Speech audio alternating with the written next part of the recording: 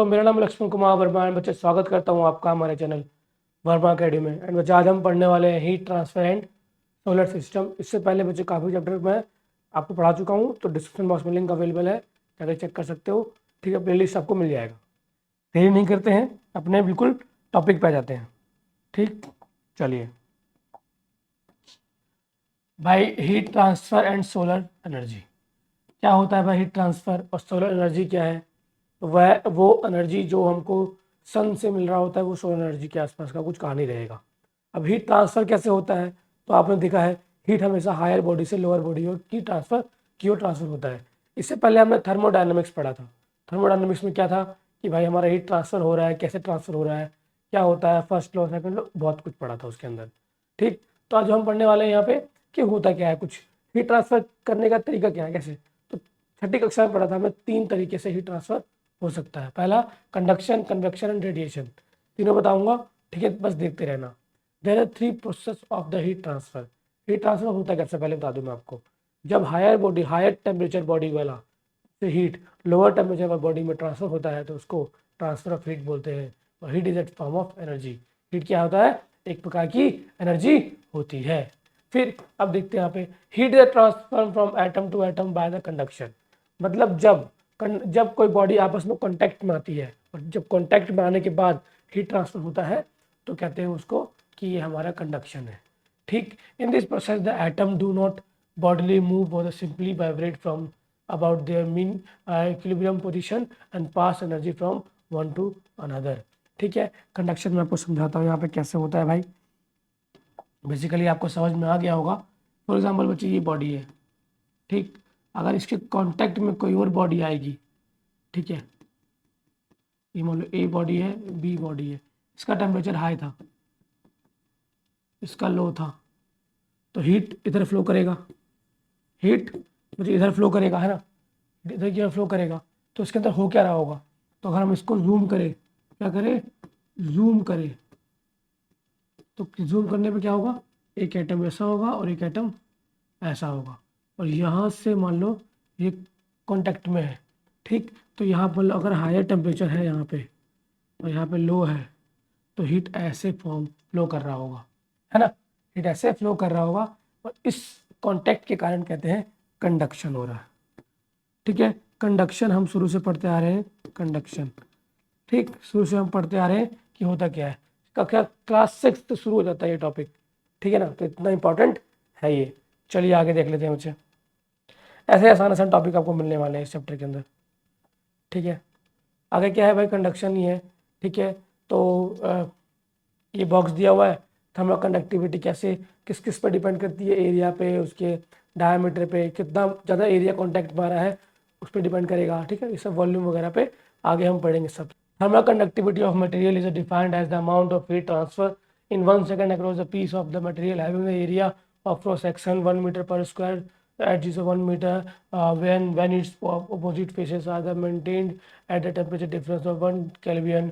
ऐसा unit of thermal conductivity is, पता नहीं क्या क्या लिख दिया अंग्रेजी में, लेकिन सिंपल समझाता हूँ मैं आपको कि बच्चे कि जो हमारा थर्मल कंडक्टिविटी होता है, बस वही बता रहा होता है कि कितना हीट ट्रांसफ़र हो रहा है एक मटेरियल से दूसरे मटेरियल के अंदर। एंड वो डिपेंड करता है, देखिए, हीट ट्रांसफ़र हमें 1 सेकेंड, 1 सेकेंड में across the piece of material, cross sectional area 1 meter, 1 second में एक 1 मीटर स्क्वायर एरिया में जितना ही हीट ट्रांसफ़र होगा उसको ही बोलते हैं थर्मल कंडक्टिविटी। ठीक है, थर्मल कंडक्टिविटी उसे ही कहते हैं। समझ में आ गया होगा, सिंपल है यार। एक बॉक्स लो, ठीक है, हो सकता है उसका क्रॉस सेक्शनल एरिया 1 मीटर हो, जो मैंने पिछली बार दिखाया था। एंड हीट ट्रांसफ़र का जो एरिया, क्रॉस सेक्शन एरिया होगा 1 मीटर होना चाहिए। 1 सेकेंड में कितना ट्रांसफ़र हुआ, वही उसका थर्मल कंडक्टिविटी है। ठीक, आगे देख लेते हैं। ऐसे आसान आसान टॉपिक मिलेगा, लेकिन आपको लग रहा है आसान, लेकिन इसके ऊपर क्वेश्चंस आ जाते हैं। वैसे थोड़ा ये एग्ज़ाम में कम पूछा जाता है, ठीक है ना, तो और इसके ऊपर थोड़ा बच्चे न्यूमेरिकल भी कम आता है एग्ज़ाम में, ठीक है ना। लेकिन आपको कॉन्सेप्ट पता होना चाहिए कि थर्मल कंडक्टिविटी होती क्या है। बेसिकली बहुत सारे बच्चों को पता है, बहुत बच्चों को नहीं पता है, तो देख लो। ठीक है, यहाँ पर कुछ फॉर्मूला लिखा हुआ है, Q directly proportional to A T high minus T low. And बच्चे ठीक है, यहाँ से देखोगे तो अपना आप फॉर्मूला कैलकुलेट कर सकते हो। यहाँ पे के क्या आएगा, कांस्टेंट, ए एरिया है, टी हमारा हाई टेम्परेचर, अगला टी जो नेक्स्ट लोअर टेम्परेचर, और डी हमारा क्या है, डिस्टेंस, या फिर बोल दो उसको डिस्टेंस बोल दो, या फिर बच्चे आप बोल दो कि क्रॉस सेक्शनल एरिया का जो साइड है वो है, ठीक है, डी। ठीक, अब कन्वेक्शन क्या होता है, तो भाई कन्वेक्शन क्या जनरली क्या होता है कि हीट डिफरेंस होगा, मतलब कि बच्चे ये, ठीक है, ऑब्जेक्ट है जो कि बहुत गर्म है, मेरा हाथ है थोड़ा इससे कम टेम्परेचर 37 डिग्री सेल्सियस, उसको मैं टच करूंगा तो मुझे गर्मी फील होगी, है ना। तो मतलब इसका मतलब इसका हीट कुछ ना कुछ मेरे अंदर ट्रांसफर हो रहा है, या फिर जनरली आपको ही पता है कि कन्वेक्शन होता कैसे है, ठीक है। अब कंडक्शन, भाई कंडक्शन तीनों जगह हो सकता है ना, हवा से भी हो सकता है, पानी में भी हो सकता है, सॉलिड में भी हो सकता है, हर जगह हो सकता है, ठीक है। हवा में नहीं हो सकता वैसे, क्योंकि कॉन्टैक्ट नहीं आ सकता ना, तो जनरली सॉलिड में ही आपका कंडक्शन परफॉर्म होता है, मतलब सॉलिड सॉलिड मटेरियल के अंदर कंडक्शन होता है। इसके अंदर क्या होता है, कन्वेक्शन सॉलिड और लिक्विड में कन्वेक्शन होगा, ठीक है। आइए देखते हैं, rate of heat transfer by convection depends on the temperature difference between surface and the area, मतलब कि सरफेस और उसके एरिया पर डिपेंड करता है कितना हीट ट्रांसफर होगा, ठीक है, ऑब्वियसली बात है ना। फॉर एग्जाम्पल बच्चे पानी का एग्जाम्पल ले लो, पानी का एग्जाम्पल ले लो, आप पानी गर्म कर रहे हो एक बड़े से पतीले के अंदर और नीचे ज़्यादा आग जल रहा है, तो जो अगर एरिया ज़्यादा है तो पानी जल्दी गर्म हो जाएगा, और अगर एरिया छोटा है और बर्तन ज़्यादा लंबा है तो जो जल्दी जल्दी गर्म नहीं होगा। तो ये पूरी कहानी है कन्वेक्शन की। अब रेडिएशन क्या है, तो रेडिएशन तीनों जगह हो रहा होता है, ठीक है। इनको भाई मीडियम चाहिए, कंडक्शन को मीडियम चाहिए, पार्टिकल चाहिए कि जैसे गर्म होगा वाइब्रेट करेगा, उसकी एनर्जी अगले में ट्रांसफर हो जाएगी, है ना। बताया तुमको मैंने, हीट एनर्जी की तरह होता है तो ट्रांसफर हो जाता है, लेकिन रेडिएशन में ऐसा कुछ नहीं हो रहा होता। रेडिएशन तीनों में ही काम करता है, सॉलिड में भी काम करेगा, लिक्विड में भी काम करेगा, गैस में भी काम करेगा, अगर गैस नहीं भी है, अगर वैक्यूम है तब भी काम करेगा, जैसे कि sunlight, electromagnetic wave, EM wave आपको पता है। सनलाइट कैसे, वैक्यूम, क्योंकि अंतरिक्ष में स्पेस तो पूरा वैक्यूम है, कुछ भी नहीं है वहाँ पे, एयर है ही नहीं, फिर भी हमारे पास लाइट आ जाती है, एनर्जी आ जाती है, हीट आ जाती है ना। दिन में कितना गर्मी लग रहा होता है आपको, तो हीट ही तो है, सन से आ रहा है, तो वही रेडिएशन की फॉर्म में होता है। Radiation refer to the continuous emission of energy from the surface of body. Radiation क्या होता है, एनर्जी लगातार निकलता रहता है किसी बॉडी में से, this energy is called the radiant energy and is the form of the electromagnetic wave. ये इलेक्ट्रोमैग्नेटिक वेव की फॉर्म में निकलता है, मैंने आपको पहले ही बताया। इलेक्ट्रोमैग्नेटिक वेव आपको नहीं पता है तो बच्चे, ऐसा वेव जिसके अंदर इलेक्ट्रिक वेव भी है और मैग्नेटिक वेव भी है, दोनों ही पैरेलल होते हैं, एक वेव ऐसा होता है और एक वेव ऐसा होता है, ठीक, तो ऐसा होता है। This wave travel with the velocity of light, मतलब 3 लाख किलोमीटर पर सेकेंड, मतलब लाइट की स्पीड जो होती है, and can travel through the vacuum as well. मैंने बताया आपको वैक्यूम से भी, ऑब्वियसली बात है, लाइट तो वैक्यूम से भी ट्रैवल कर सकता है ना, किसी ट्यूब में से जो ट्यूब लाइट होता है, ठीक है, फॉर एग्जाम्पल वैक्यूम कर दो या फिर कुछ भी यार तुमको पता है वैक्यूम में ट्रैवल कर सकता है, 12वीं क्लास के बच्चे हो, ठीक है। They can easily reflect from the polish surface and focus on the lens, ठीक है भाई। लाइट हमेशा किसी भी अगर सरफेस, अगर चिकना सरफेस है तो मारेंगे तो वो डिफ्लेक्ट हो जाता है, ठीक है, इसमें समझाने ऐसा कुछ है ही नहीं। अब रेडिएशन लो क्या होता है, रेडिएशन लो होता क्या है तो देख लेते हैं भाई। ये ग्राफ बहुत इंपॉर्टेंट है बच्चे, ये ग्राफ बहुत इंपॉर्टेंट है, देखो जितना भी हीट, जैसे ही टेम्परेचर इंक्रीज हो रहा है ग्राफ भी इंक्रीज हो रहा है, ठीक है, बहुत इंपॉर्टेंट है, समझना चाहिए तुमको, तो ये तुमको आना चाहिए एग्जाम में, ठीक है ना। अगर रेडिएशन लो आपसे पूछेगा तो आप ये बना दोगे, वह काम हो जाएगा, ठीक।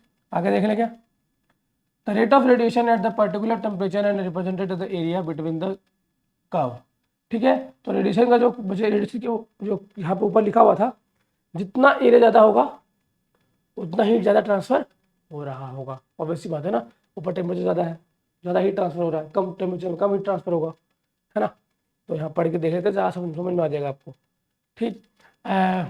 By the area between the each curve and the horizontal axis increase the rapidly with the temperature, temperature के साथ एरिया बढ़ता जाएगा और हमारा रेडिएशन भी बढ़ता जाएगा, ठीक है। Each curve has a definite energy maximum and corresponding wavelength and the wavelength of a most intense wave. जो हमारा सारे हर कर्व होता है एक उनका फिक्स एनर्जी होता है ना, देखो हर 0 डिग्री पे, ठीक है, 0 डिग्री है, 300 केल्विन है, 400 केल्विन पे, और सबका एक फिक्स एनर्जी आई, ठीक है ना, और एक पॉइंट पे इंटेंसिटी जो है फिक्स है, एंड उस पे बच्चे ये फॉर एग्जांपल 0 डिग्री पे कितना हीट ट्रांसफर होगा, तो हाँ भाई कर्व यही बनने वाला है, हमेशा ऐसा ही कर्व आपको दिख रहा होगा, ठीक। तो ये पूरी कहानी है।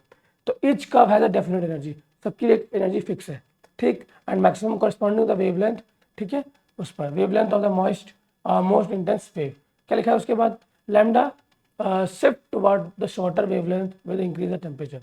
जैसे टेम्परेचर बढ़ता जाएगा, टेम्परेचर जैसे देखो बढ़ता जाएगा, वेवलेंथ कब तक जाएगा, है ना, ऐसा लिखा है। उसके बाद क्या लिखा है, product of a wavelength and T is constant for the body and lambda T is constant of Kirchhoff's law. Kirchhoff's law बड़ा इंपॉर्टेंट है।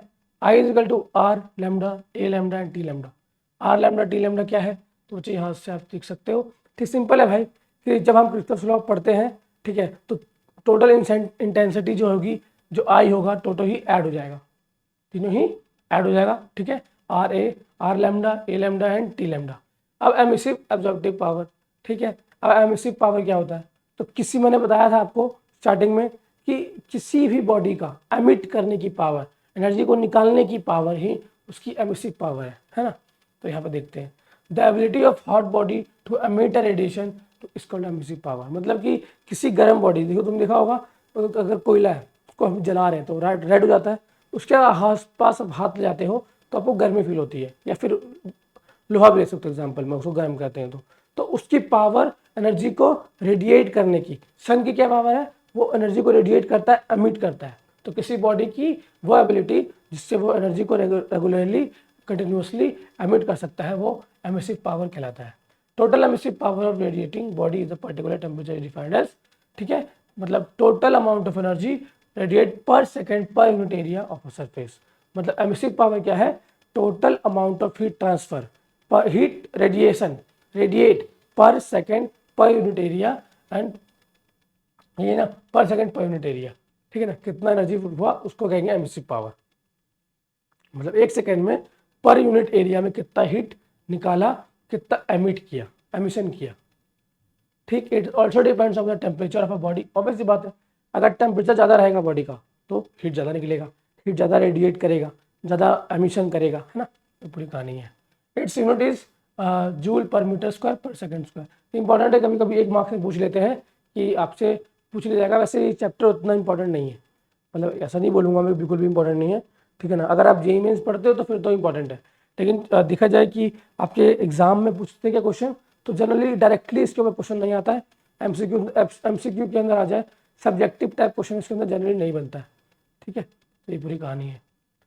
अब एब्जॉर्प्टिव पावर, तो किसी भी ऑब्जेक्ट की वो पावर वो एनर्जी को एब्जॉर्ब कर सके। पहले था एमिशन पावर कि वो एनर्जी निकाल सके, अब एनर्जी को एब्जॉर्ब कर सके, उसको एब्जॉर्प्टिव पावर। तो when the radiant energy fall on a body, a part of energy is absorb. कुछ एनर्जी ऑब्जॉर्ब हो जाती है। तुमको कहा था छठी सातवीं कक्षा में पढ़ते आ रहे हो आप, आपको पता भी होगा, जो गर्मियों में लाइट कपड़े पहनने चाहिए, सर्दियों में डार्क कपड़े पहनने चाहिए। तो क्यों होता है ऐसा, है ना, पता है आपको। जो काले डार्क कपड़ा होता है, ठीक है, ब्लैक क्लोथ्स होते हैं, वो एनर्जी को एब्जॉर्ब कर सकते हैं, उनको ब्लैक बॉडी कहते हैं ना। क्लास 11 में अगर आपने देखा होगा तो एक टॉपिक था ब्लैक बॉडी रेडिएशन, ठीक है ना, कि पहले वो एनर्जी एब्जॉर्ब कर लेता है, जब बाद में आराम आराम से एमिट करता है, ठीक है ना, तो उसको कहते हैं ब्लैक बॉडी रेडिएशन। तो यहाँ पे ऑब्जॉर्प्शन क्या है कि बच्चे कुछ भी, चाहे वाइट हो बॉडी हो, चाहे ब्लैक बॉडी हो, चाहे डार्क हो, चाहे लाइट कलर हो, अगर उसके ऊपर एनर्जी डालोगे तो कुछ ना कुछ एनर्जी एब्जॉर्ब कर लेगा। वाइट में कम एब्जॉर्ब हो, ब्लैक में ज़्यादा एब्जॉर्ब हो जाएगा, ठीक है। तो जब एनर्जी जब एब्जॉर्ब हो जाएगी तो बच्चे हमेशा तो रहने वाली नहीं वहाँ पे, तो फिर उसके बाद वो एमिशन करती है। तो किसी भी बॉडी का वो पावर जिससे वो एनर्जी को एब्जॉर्ब कर ले, वो एब्जॉर्प्टिव पावर कहलाता है। ठीक, ये पूरी कहानी थी इसकी। चलिए भाई, और क्या है इसके अंदर, हाँ, the ability of a body to absorb the radiant energy falling on its known as the absorptive power. किसी भी बॉडी की वो एनर्जी, वो पावर जिसके कारण वो एनर्जी को एब्जॉर्ब कर सके, वो एब्जॉर्प्टिव पावर कहलाता है। ठीक है भाई, total absorptive power of body define as, वही होगा बच्चे पर यूनिट पर सेकेंड, ठीक है ना, समझ में आ जाएगा आपको। The ratio of energy absorb to the energy falling, absorptive power of a fraction of incident and absorb. मतलब कि सिंपल है ना यार, कि वो पावर जिससे कि बॉडी एनर्जी को एब्जॉर्ब कर सके, वही हमारा एब्जॉर्प्टिव पावर है। ठीक, कभी कभी एक आधा मार्क्स में आएगा आपको, एक मार्क्स से पूछ ले कभी अगर, ठीक है, वैसे तो नहीं आता है, लेकिन अगर पूछ ले तो बदल लिख सकते हो आप, ठीक है, कि स्टेटमेंट अगर लिखने के लिए आ जाए तो। ठीक, तो यहाँ पे क्या लिखा है, the ratio of energy absorb, जो एनर्जी ऑब्जॉर्ब हुआ वो रेशो, और जितना फॉल हुआ वो रेशो। मतलब कि कोई 100 करके 100 यूनिट ऑफ एनर्जी फॉल हुआ मेरी बॉडी पे, लेकिन मेरी बॉडी ने सिर्फ 10 पॉइंट हमारा एब्जॉर्ब किया, तो उन दोनों का रेशो 1:10 हो गया, यही हमारा, ठीक है। क्या लिखा हुआ है, the absorptive power of fraction of the incident is called absorbed, मतलब कितना एब्जॉर्ब हुआ, तो 1:10 उसका, ठीक है। स्टीफन बोल्ट्जमैन लॉ, ठीक है। स्टीफन मुझे इसका इसका आपको डेरिवेशन आ जाता है एग्जाम में, ठीक है। स्टीफन बोल्ट्जमैन लॉ सिर्फ 1-2 बार देखा है मैंने, ठीक है, लेकिन इंपॉर्टेंट नहीं है, लेकिन आप अगर देखना चाहो तो देख सकते हो, ठीक है। इसका कभी कभार आ जाता है, ठीक, डेरिवेशन वैसे आता नहीं है, लेकिन देख लेना आप, पिछले 2 साल में नहीं आया वैसे। The radiant energy emit per second from the surface of area A is proportional to fourth power of a temperature. बस यहाँ पर लिखा हुआ है कि जो हमारा रेडिएंट एनर्जी है, जो ई है, हमारा क्रॉस सेक्शनल एरिया ई हमारा इलेक्ट्रॉन का पावर, ठीक है ना, और सिग्मा और टी की पावर 4 टेम्परेचर की पावर 4 पर डिपेंड करता है। तो सिंपल याद रखना है कि A is equal to e A sigma T की पावर 4, याद रखोगे। कभी कभार 2.5 नंबर में सिर्फ पूछ लेंगे आपसे कि बताओ भाई कि एमिसिव पावर क्या है या एब्जॉर्प्टिव पावर क्या है, ठीक है। एमिसिव पावर निकालो, तो सब कुछ दिया होगा, ई दिया होगा, ए दिया होगा, सिग्मा दिया होगा, टेम्परेचर दिया होगा, सिंपल वैल्यू पुट करो और ई का टेम्परेचर, ई के वैल्यू फाइंड कर लो, ऐसा ही होता है। अब where sigma is the Stefan Boltzmann constant and has been the, की वैल्यू दे रखी है, ऑब्वियसली बात है कांस्टेंट है तो वैल्यू दे रखी होगी, 5.672 10⁸ joule per meter square per second square पर केल्विन की पावर 4, क्योंकि पावर 4 इसलिए है क्योंकि टी की पावर वहाँ पे 4 थी। इज एमिसिविटी, ठीक है, ये क्या है, एमिसिविटी है, रिलेटिव एमिटेंस है, ठीक है। It's depends on the nature of the surface and temperature, मतलब किसी भी सरफेस के टेम्परेचर और उसके नेचर पर डिपेंड करता है, अगर वो सॉलिड है कि लिक्विड है कि या फिर गैस है, या फिर बच्चे वो कंडक्शन मटेरियल कैसा है, आयरन है, गोल्ड है, या फिर वो नॉन कंडक्टर मटेरियल है, कुछ ऐसा कुछ, ठीक है। The value of E lies between the 0 to 1, 1 से 0 के बीच में लाई करता है, being small for polish metal, ठीक है। ई की वैल्यू कम होगी अगर मेटल पॉलिश है, एंड 1 होगा अगर ब्लैक मटेरियल होगा तो, ठीक है। कोई ब्लैक मटेरियल है तो रहेगा 1, ठीक है, और कोई पॉलिश मटेरियल है जो रिफ्लेक्ट करता है एनर्जी को, जो आसानी से एनर्जी को रिफ्लेक्ट कर सकता है, उसके लिए 0 या 0 के आसपास की वैल्यू, और जो मैक्सिमम एब्जॉर्ब करेगा तो 1 आएगा ई की वैल्यू, ठीक है। तो ये आपको समझ में आ रहा होगा, ठीक है। अब आगे solar energy, the sun is radiating tremendous amount of heat, simple पता है ना यार, जो हमारा सूरज है कितना एनर्जी देता है हमको, ठीक है ना, कितनी गर्मी लगती है हमको, 40 50 डिग्री सेल्सियस टेम्परेचर आ जाता है हमारे पास, है ना, कितना हीट है, वही हीट जो है हमको लाइट के फॉर्म में, हीट के फॉर्म में, ठीक है, हाई टेम्परेचर के फॉर्म में मिलता है, उसको हम एनर्जी में कन्वर्ट कर लेते हैं, उसी को सोलर एनर्जी कहा जाता है, आपको सबको पता है, ठीक है। द सन इज रेडिएटिंग, मैं पढ़ देता हूँ आपके लिए फिर भी, the sun is radiating tremendous amount of energy in the form of light and heat and even the small fraction of the radiation, even the earth is more than enough to the meet the need living being on the surface, मतलब कि भाई कितना energy, simple है ना, कि वह energy जो सन से आता है, जो कि बहुत भारी मात्रा में आता है, कुछ एनर्जी बच्चे ट्रांसफ़र हो जाती है, मतलब कि रिफ्लेक्ट होती है, कुछ एब्जॉर्ब होती है, बहुत कम एब्जॉर्ब होती है, ठीक है, और जो एब्जॉर्ब होती है उसके कारण भी कुछ अलग अलग होते हैं। उसके अंदर एक टॉपिक भी आएगा आपका ग्रीन हाउस इफेक्ट, कि ग्रीन हाउस इफेक्ट क्यों होता है, तो सोलर एनर्जी के कारण ही ग्रीन हाउस इफेक्ट हो रहा होता है, आगे बता दूंगा मैं आपको, जैसे 3rd 4th क्लास से आपको पढ़ते आ रहे हैं ग्रीन हाउस इफेक्ट होता क्या है, ठीक है। तो और पता क्या है, कभी कभी बच्चे चैप्टर के अंदर ना जो स्टार्टिंग के टॉपिक्स हैं उसके ऊपर क्वेश्चन आएंगे एमसीक्यू के अंदर, और जो बड़े सवाल है 4 मार्क्स वाले, 5 मार्क्स वाले, 3 मार्क्स में, उसके अंदर आपको आ जाएगा एक्सप्लेन द, कि बच्चे ग्रीन हाउस इफेक्ट क्यों होता है, होता क्या है, क्यों इसको रोका जा सकता है, और कैसे ये बढ़ता जा रहा है, और इससे क्या इफेक्ट हो रहा है, ऐसे क्वेश्चन आपको आ जाते हैं 5 मार्क्स में। तो आपको बस 3-4 पेज में आंसर लिखो एंड बना के लिखो बढ़िया से, होता क्या है सबको पता है भाई, और नहीं पता है तो बता दूंगा मैं आपको, ठीक है, इसी वीडियो में। द सोलर कांस्टेंट क्या होता है, the amount of energy receive पर यूनिट एरिया पर सेकेंड, मतलब कि कितना एनर्जी, जो एनर्जी रिसीव होता है 1 सेकेंड में पर यूनिट एरिया में, ठीक है, 1 सेकेंड पर मीटर स्क्वायर एरिया में, तो उसको कहते हैं सोलर कांस्टेंट, ठीक है। और इसकी वैल्यू भी होती है 1.36 10⁻³ होगा बच्चे, वाट पर मीटर स्क्वायर, वाट पावर को तो वाट में मापते हैं ना।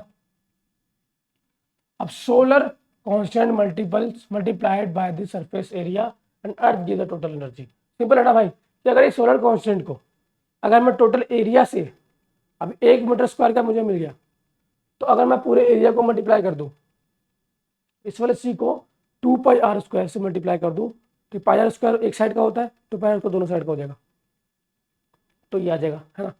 तो ये निकाल सकते हो और इम्पोर्टेंट भी है, ठीक है ना, ये वाला बहुत इंपॉर्टेंट है, क्योंकि अगर आप पूछ ले आपसे कि calculate the total energy of the total energy receive by the earth in 1 second, है ना, तो कैलकुलेट कर सकते हो आप। सी की वैल्यू दे रखी होगी आपको, बस 2πr² से मल्टीप्लाई कर दो, ठीक है भाई, चैप्टर खत्म ही हो गया मुझे लगभग। जो मैंने कहा था ना, यहाँ पर ग्रीन हाउस इफेक्ट आपके पास आ जाएगा। आर इज द रेडियस, ठीक है, यहाँ पे आर जो है रेडियस है भाई अर्थ का, और दिया होगा आपको एग्जाम में, ठीक है, क्वेश्चन में दे रखा होगा।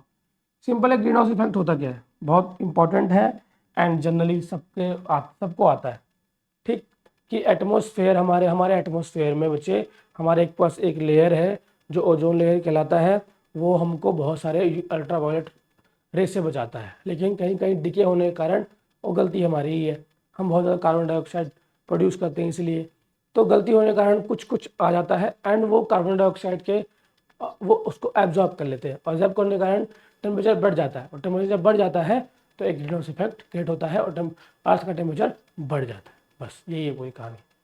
यहाँ पे लिखा था amount which contain the trace of a carbon dioxide, it transparent to visible light and the sun is light passes through the atmosphere and reaches the earth, ठीक है भाई, अर्थ के सरफेस पे आ जाता है।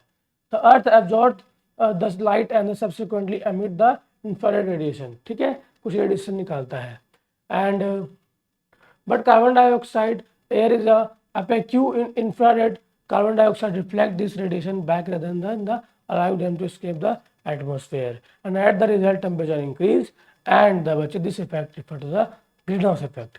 और ग्रीन हाउस इफेक्ट के कारण बच्चे ग्लेशियर पिघलते हैं, बिन मौसम बरसात हो जाती है, ठीक है, बहुत सारे बच्चे नेचुरल डिजास्टर हो जाते हैं, सूखा पड़ जाता है। अब भाई टेम्परेचर बढ़ रहा है, जनरल टेम्परेचर 30 डिग्री होना चाहिए, 50 डिग्री पहुँच रहा है, 55 डिग्री पहुँच रहा है। दिल्ली में देखो अभी गर्मी आ गई है, कितना गर्मी पहुँचने वाला है, अभी इस महीने में 40-42 तक हो जा रहा है, अभी 50 भी टच करेगा, देखना आप, ठीक है।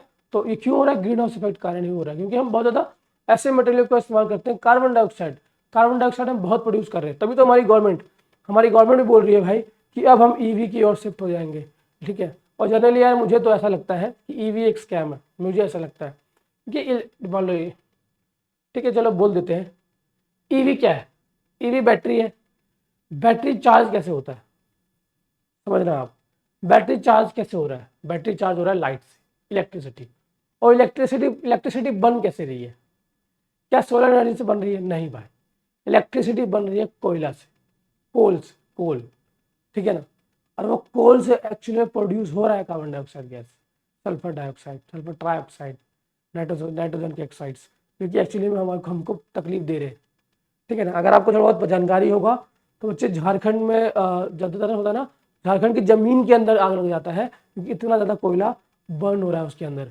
और अगर वहाँ के लोग उनको शिफ्ट होना पड़ा है, ठीक है। तो ये सब न्यूज़ में नहीं आता, लेकिन कोई दिक्कत नहीं बच्चे, हम आपको न्यूज़ सुनाने के लिए यहाँ पर नहीं खड़े हैं।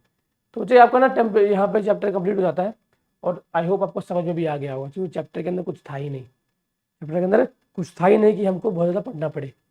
जनरल नॉलेज वाले सवाल था कि ग्रीन हाउस इफेक्ट होता क्यों है, क्या है, कंडक्टिविटी क्या है, ठीक है, हीट ट्रांसफर कैसे होता है, कंडक्शन, कन्वेक्शन, रेडिएशन क्या होता है, ये सब है, ठीक। चैप्टर कंप्लीट होता है, टाइम पास नहीं करेंगे, ठीक है, खत्म करें। न्यूटन्स लॉ ऑफ कूलिंग क्या है, ठीक है, सिंपल है भाई, तो देख लेते हैं इसको भी। The rate of cooling of hot body directly proportional to the mean axis of temperature, hot body over the surrounding provide the difference of the temperature is small and thus the law can be reduced, Stephen Boltzmann law. Simple है भाई कि जो cool होने का किसी body, मान लो कोई body गर्म हो कि 100 डिग्री टेम्परेचर पे है, तो वो रेट जिस पर वो बॉडी 100 से 80, 80 से 60 मतलब कूल डाउन होती है, वही हमारा क्या है, न्यूटन्स लॉ ऑफ कूलिंग। अब कैसे होता है भाई, यहाँ पर देख लो, it directly proportional to the mean axis of temperature of a body over its surrounding, ठीक है, मतलब जो आसपास का जो टेम्परेचर है उसके मीन एक्सिस के पर डायरेक्टली प्रोपोर्शनल होता है, difference of the temperature is small and the law can be reduce, Stefan Boltzmann law. Stefan Boltzmann law से हम इसको सॉल्व कर सकते हैं। E is equal to E sigma T की पावर 4, ठीक है, और हमारा ए, ठीक, यहाँ से आप कैलकुलेट कर सकते हो, बस यही है हमारा। और बाकी यहाँ पर कुछ क्वेश्चन है, देखो इसको सॉल्व करो। अगर बच्चे आप पढ़ने के बाद अगर इसको सॉल्व कर पा रहे हो ना, तो मतलब आपका काम हो गया, आपको आ गया। अब heat is transferred in body, transfer in body solid, sorry body कह रहा हूँ, सॉलिड, सॉलिड सिर्फ कंडक्शन में होता है, कॉन्टैक्ट में आता है, पार्टिकल कॉन्टैक्ट में होते हैं, सॉलिड कंडक्शन में आ गया। तो ऐसे ही क्वेश्चन होंगे। या वाई, यहाँ पे कुछ बड़े क्वेश्चन आ गए long type. Why are the wooden cloth warmer than woolen cloth warmer than cotton cloth. वो बताया भाई जो वुलन होता है गर्म होते हैं कॉटन से, क्यों भाई? तो वो हीट को ज़्यादा एब्जॉर्ब करते हैं। ठंडियों में भी हमको ऊनी कपड़े पहनना चाहिए, है ना? क्यों भाई ऊनी पहनना चाहिए? तो वो एनर्जी को ज़्यादा एब्जॉर्ब करते हैं, है ना, इसलिए। Why it is more difficult to sip hot tea than metal cup than china cup. हमको एक चाय लो, स्टील के बर्तन में डाल दो और चाइना कप में डाल दो, वो चीनी मिट्टी वाले में, इसमें पकड़ा ही नहीं जाएगा हाथ में। क्यों भाई? क्योंकि कंडक्शन परफॉर्म हो रहा है भाई। स्टील कंडक्टर है, चाइना कप कंडक्टर नहीं है, तो हीट ट्रांसफर नहीं हो रहा। वो जो पकड़ने वाला होता है चाय का, वो गर्म नहीं हो रहा है, तो आसानी से पी सकता हूँ मैं, ठीक। लेकिन पूरा जो चाय गर्म चाय डाला मैंने कप के अंदर, तो पूरा कप ही गर्म हो गया, क्योंकि हीट ट्रांसफर हो गया, है ना, एटम के अंदर। वो जो हमारा मेटल है पूरा कंडक्टर होने के कारण ऐसे इसलिए हो रहा है, ठीक। तो ये क्वेश्चन आप आसानी से सॉल्व कर पाओगे, देख लो, ये रहा, ठीक, देख लो, आप स्क्रीनशॉट ले लो, बस अब मुझे पता है सारा सॉल्व कर पाओगे आसानी से, ठीक है। बाकी बच्चे वीडियो में इतना ही था, ठीक है। वीडियो में कुछ भी अच्छा लगा हो वीडियो को लाइक करना, चैनल को सब्सक्राइब करना। और एक बात और बोल दूं बच्चे, अभी बच्चे एडमिशन ओपन है अप्रैल के लिए, तो आप एडमिशन ले सकते हो। नंबर डिस्क्रिप्शन बॉक्स में अवेलेबल है। एंड बच्चे अगर आपको क्लासेस भी लेना है ऑनलाइन, ठीक है, पर्सनली, तो बच्चे आप कॉन्टैक्ट कर सकते हो, नंबर फिर भी आपको अवेलेबल है, ठीक है। बाकी बच्चे थोड़ा और जानकारी आपको चाहिए तो vermaacademy.com पर जाके विजिट कर सकते हो। बाकी बच्चे वीडियो में इतना था। वीडियो में आपको कुछ भी अच्छा लगा हो वीडियो को लाइक करना, चैनल को सब्सक्राइब करना। मिलता हूँ नेक्स्ट वीडियो में, तब तक के लिए बच्चे जय हिंद बच्चे।